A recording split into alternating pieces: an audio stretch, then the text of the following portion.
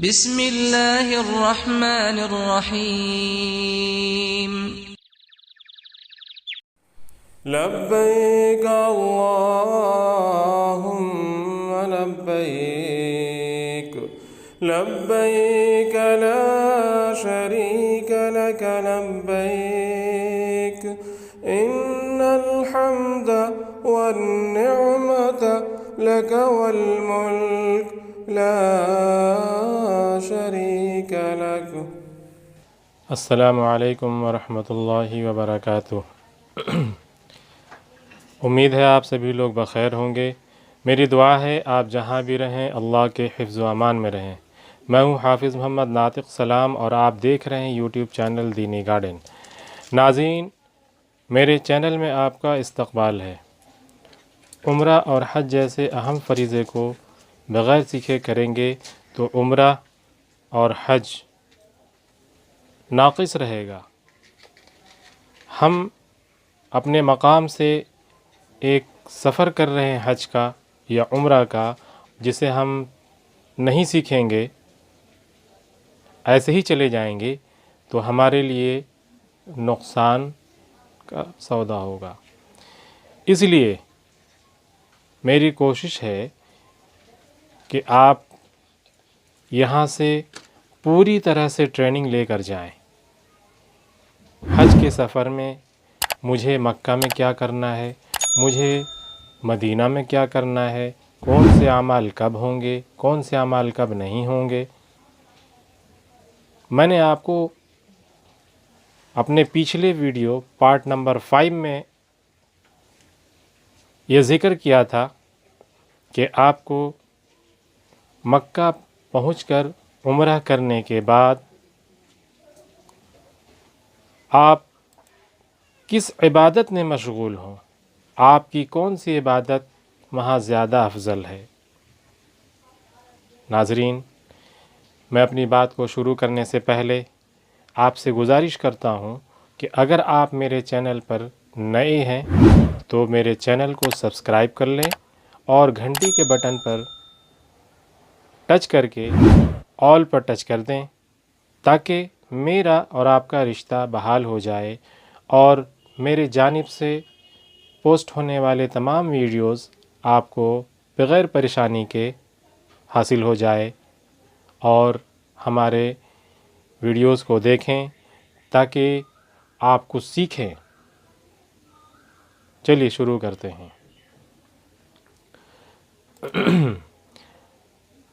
عبادت ہم اپنے مقام پر بھی کرتے ہیں، جہاں جاتے ہیں وہاں رہتے ہیں، وہاں کرتے ہیں، لیکن جب ہم لوگ حاجی بن کر حج کرنے کے لیے حج کے ارادے سے یا عمرہ کے ارادے سے ہم سفر کر رہے ہیں مکۃ المکرمہ میں، تو ہمیں یہ جاننا بے حد ضروری ہے کہ ہمارا ایک ایک وقت قیمتی ہو، میرا وقت ضائع نہ ہو۔ ہم عبادت کے لیے گئے ہیں۔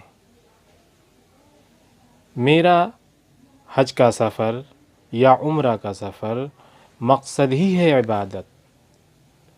یہ عبادت اللہ کو راضی کرنے والا ہے۔ اس لیے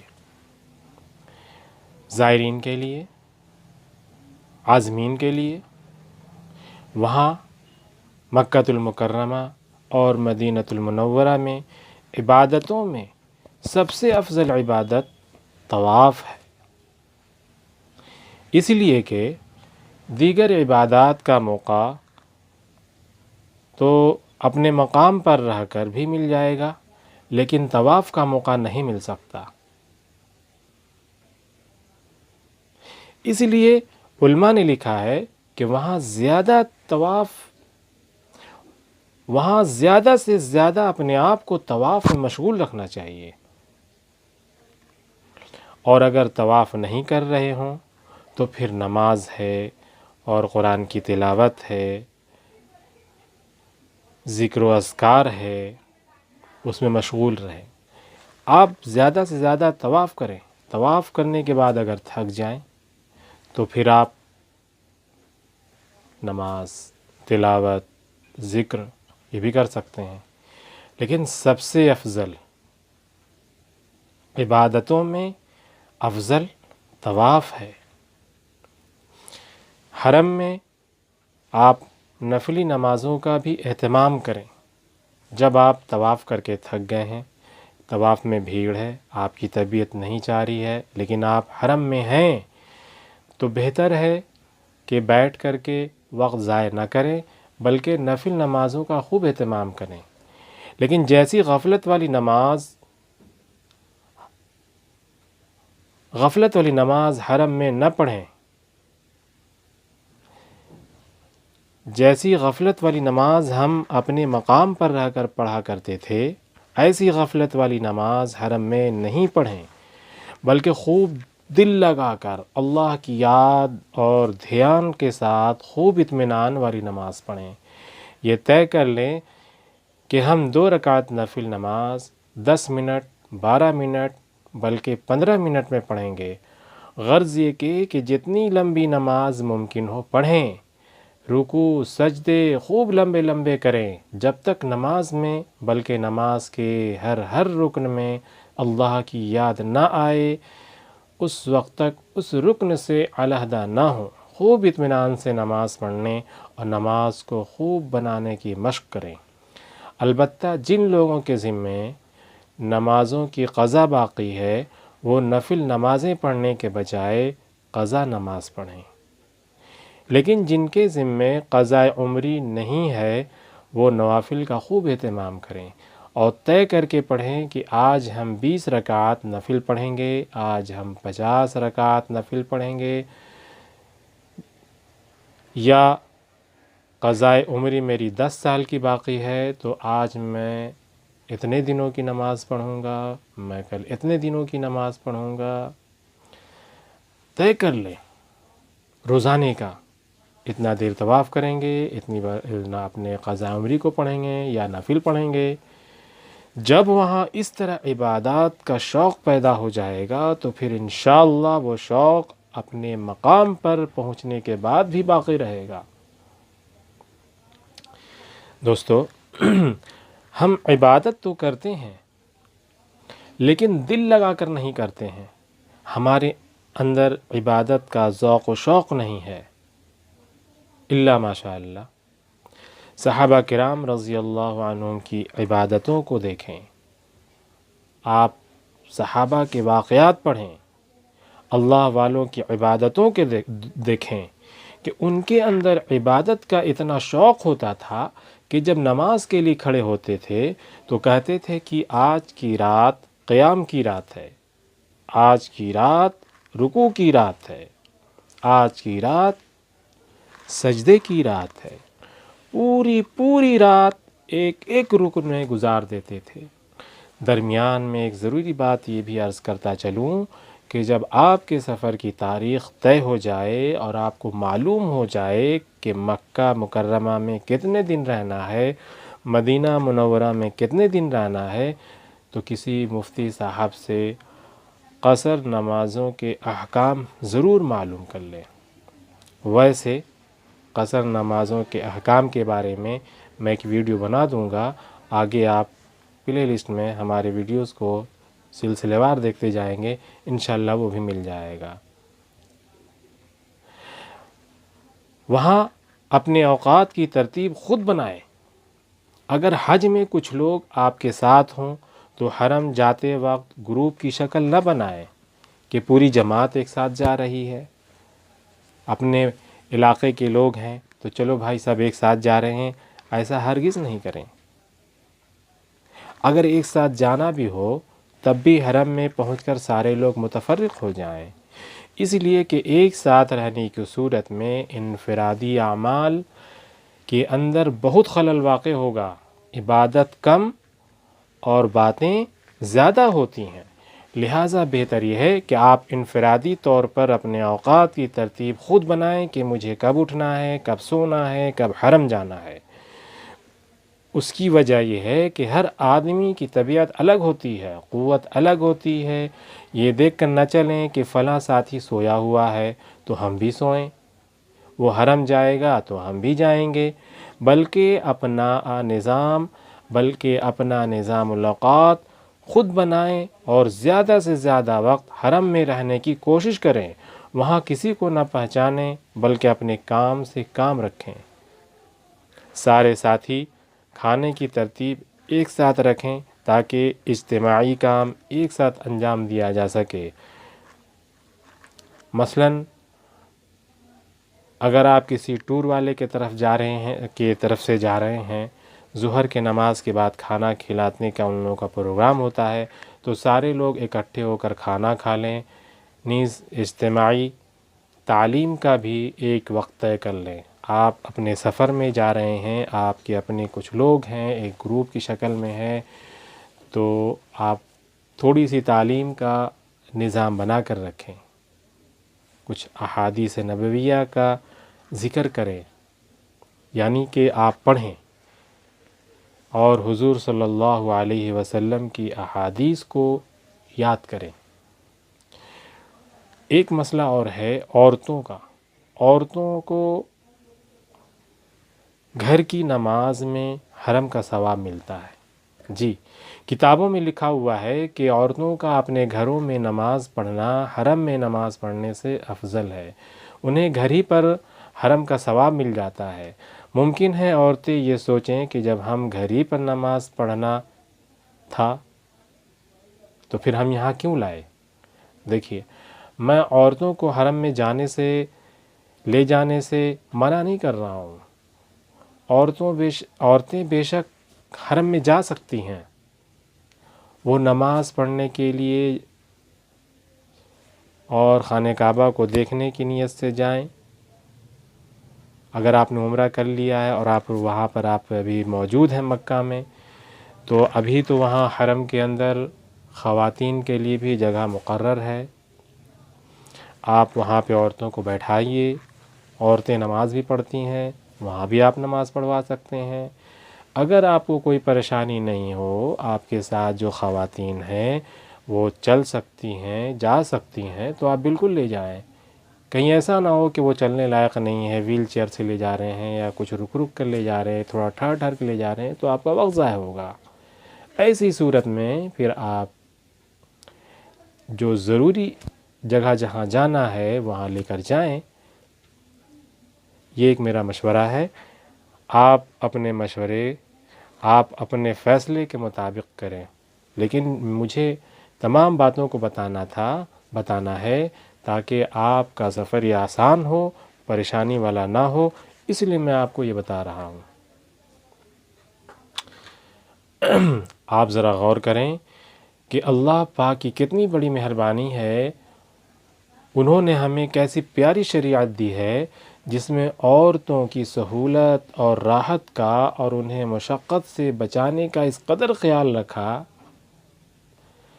کہ انہیں گھر ہی میں نماز پڑھنے کی سہولت دے دی گئی کہ تم گھر ہی میں نماز پڑھ لیا کرو، تمہیں گھر کی نماز میں حرم کا ثواب دے دیا جائے گا۔ اس لیے عورتیں فطرتاً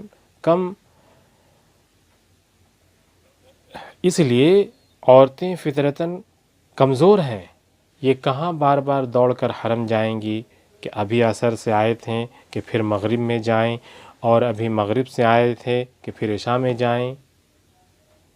لہٰذا انہیں تکلیف اور مشقت سے بچانے کے لیے شریعت نے ان کے لیے سہولت رکھی ہے کہ وہ گھر ہی میں نماز پڑھ لیا کریں، انہیں حرم کا ثواب مل جائے گا، بلکہ ان کے گھر کی والی نماز کو حرم والی نماز سے بھی افضل قرار دیا گیا ہے۔ عورتوں کے لیے ایک ضروری ہدایت یہ ہے کہ عورتیں اگر حرم میں جانا چاہیں تو وہ رات میں حرم چلی جایا کریں، اگر دن میں نہ جائیں تو نہیں گئی ہوں، جانے میں پریشانی ہوئی ہو تو آپ رات میں چلی جائیں، وہاں بیٹھ کر خوب دیر تک اللہ کا گھر دیکھیں، طواف کریں، طواف کرنا ہے تو کنارے ہو کر کریں، اگر بھیڑ کم ہے تو ذرا نزدیک سے کر لیں، وہ آپ اپنی سمجھ سے دیکھ لیں، لیکن وہاں جائیں خوب طواف کریں۔ ہاں، اگر چند عورتیں ساتھ میں ہوں تو وہ آپس میں یہ طے بھی کر لیں کہ دیکھو بہن، ہم حج کرنے آئے ہیں، اللہ کو یاد کرنے آئے ہیں، ان کا تعلق پانے آئے ہیں، لہٰذا ہم آپس میں کوئی بات بغیر سوچے نہیں کریں گے، صرف ضروری باتیں کریں گے۔ یہ بات میں خصوصاً عورتوں سے متعلق اس لیے کہہ رہا ہوں کہ انہیں حرم میں بہت عورتیں ملیں گی اور مختلف جگہوں کی ملیں گی۔ جب یہ عورتیں اکٹھا ہوں گی تو لازماً ایک دوسرے سے باتیں کریں گی کہ بہن آپ کی کتنی بیٹیاں ہیں، کتنے بیٹے ہیں، کتنی بیٹیوں کی شادی کر دی آپ نے، آپ کی کتنے بہو ہیں۔ پھر دوسری جواب دیں گی، پھر سوال ہوگا کہ لڑکی کی شادی کہاں کی، پھر اس کے بعد سسرال والوں کا تذکرہ ہوگا، اور اس تذکرے میں ان کی غیبت ہوگی کہ وہ ایسے ہیں اور وہ ویسے ہیں، میری بیٹی اچھی ہے، داماد بدمعاش ہے، سسرال والے ایسے ہیں، وغیرہ وغیرہ۔ لہٰذا احتیاط اسی میں ہے کہ فضول باتوں میں مشغول ہونے کے بجائے اپنی اپنی عبادتوں میں لگی رہیں۔ اس لیے چار عورتوں کو اکٹھا دیکھیں، وہاں سے الگ ہو جائیں۔ اگر عورتیں ایسا نہ کریں گی تو پھر بڑا نقصان اٹھائیں گی اور انہیں حج کا پورا نفع نہیں مل پائے گا۔ ہم گئے ہیں عبادت کے لیے، گپ شپ کرنا ہوگا ہم بعد میں کریں گے، آج ہم پرہیز کریں گے، آج ہم عبادت کریں گے، میرا مقصد خالص عبادت ہے، اللہ کو راضی کرنا ہے۔ اس لیے ہم ان تمام باتوں سے دور رہیں گے۔ ہم مکہ سفر میں جاتے ہیں حج کے یا عمرہ میں، تو کچھ لوگ ایسے ہیں جو حماقت کر بیٹھتے ہیں، اپنے ساتھی کو اپنے علاقے کے آنے والے حاجیوں کے بارے میں خبر کر دیتے ہیں کہ فلاں صاحب حج کے لیے آئے ہوئے ہیں اور فلاں جگہ ٹھہرے ہوئے ہیں، اگر آپ ملنا چاہیں تو میں آپ کو ملا دوں۔ پھر ملاقات کی ترتیب بنتی ہے اور 2-4 آدمی گروپ کی شکل میں ملاقات کے لیے نکلتے ہیں اور وہاں پہنچ کر خوب باتیں کرتے ہیں۔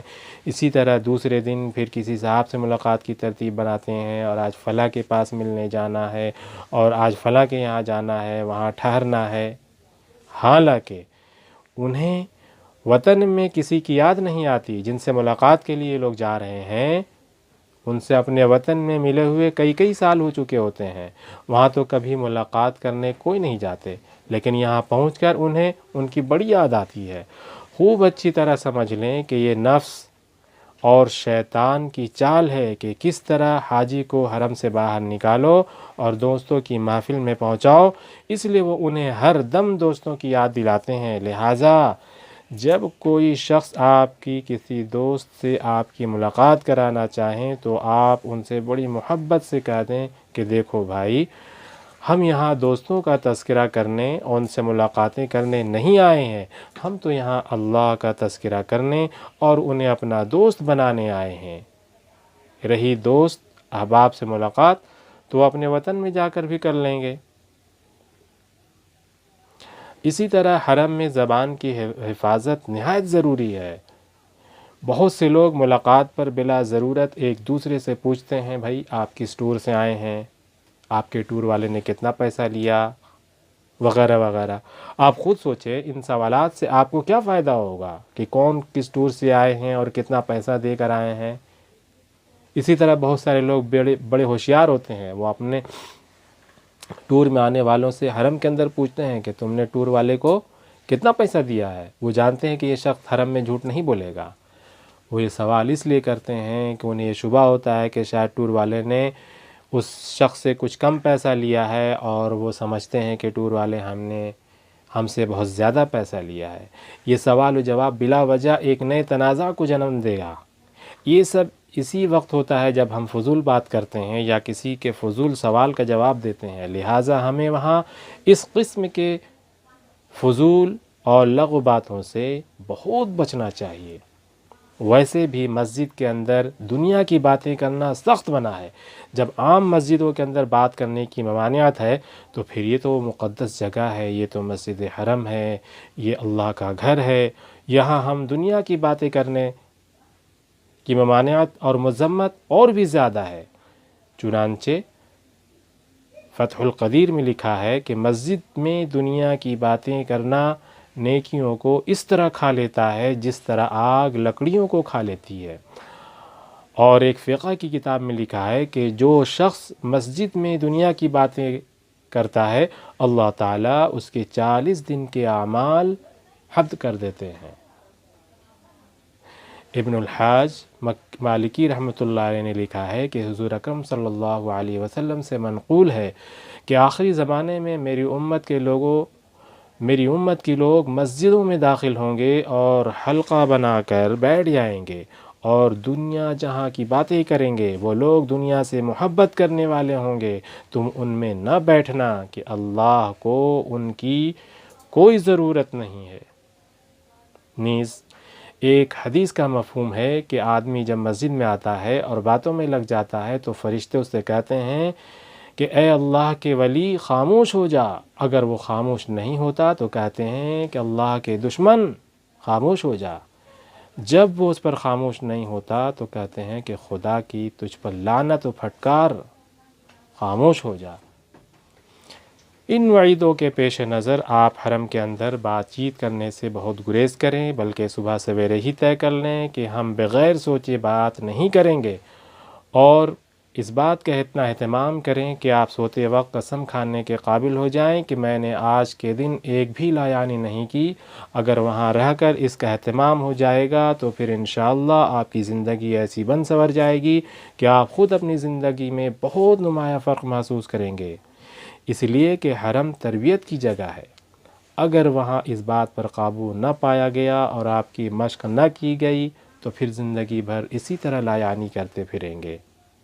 ناظرین، اگر میرا ویڈیو آپ کو پسند آ رہا ہو تو میرے چینل کو سبسکرائب کر دیں، لائک کر دیں، میرے ویڈیوز کو آخر میں دوسروں کو شیئر کر دیں، اپنے دوستوں کو بتا دیں، ان کو بھیج دیں۔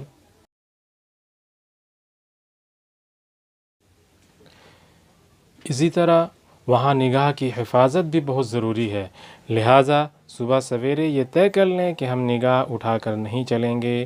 نیز اللہ پاک سے دعا بھی مانگیں کہ یا اللہ ہماری نگاہوں کی حفاظت فرما۔